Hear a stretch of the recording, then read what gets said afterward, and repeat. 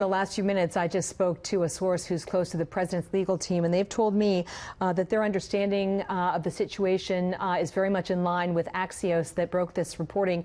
They say that they believe that Rod Rosenstein verbally offered his resignation to the president's chief of staff, John Kelly, but they're seeking independent confirmation themselves. What we have here at Fox News right now is that the Deputy Attorney General is heading to the White House with the expectation that he will be terminated by the president. I think it's worth noting an interview you had a short time ago on your show this morning with Congressman Gates, because there's also sort of another pressure point or leverage point in this whole discussion, which is these articles of impeachment. As Congressman Gates said, they had ripened to the point that he and Congressman Mark Meadows, who have been leading the charge on getting these surveillance documents, they said they were prepared to proceed on the articles of impeachment for Rosenstein if he did not appear before Congress this week and explain himself over these comments alleging that he was willing or discussed wearing a wire to record the president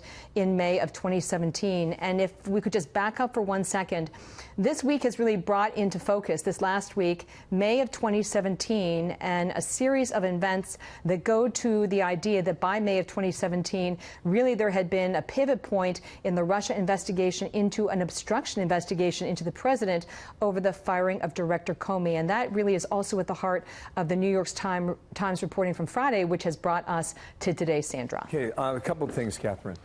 Gates was sitting here 30 minutes ago, and he talked about the impeachment you just referred to, and we asked whether or not he would get the votes, and he did not have a clear answer. You can threaten impeachment proceedings, but whether or not you have enough support in the House to do it is another thing.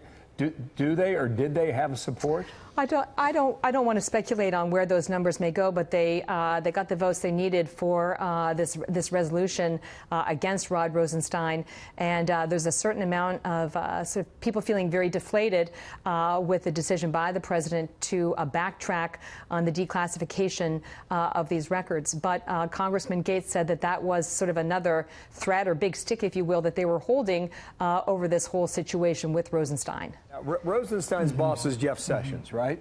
Correct. Okay, now, whether Rosenstein resigns or whether he's fired or whether his resignation is accepted, just put that on the back burner for now. If he is no longer the Department of Justice, what would happen to his job? What happens to the Russia matter? How is any of that affected?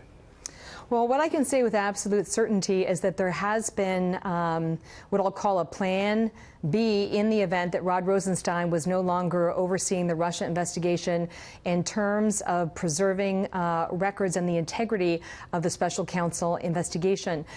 Based on our understanding here at this point, it would go to the number 3 or the Solicitor General at the Justice Department. But I don't want to go too far because there's so many moving pieces right now, Bill. And I think we want to first stay focused on whether the Deputy Attorney General has in fact verbally resigned and he's extended that to the Chief of Staff at the White House, or whether his expectation is that he will be fired this morning.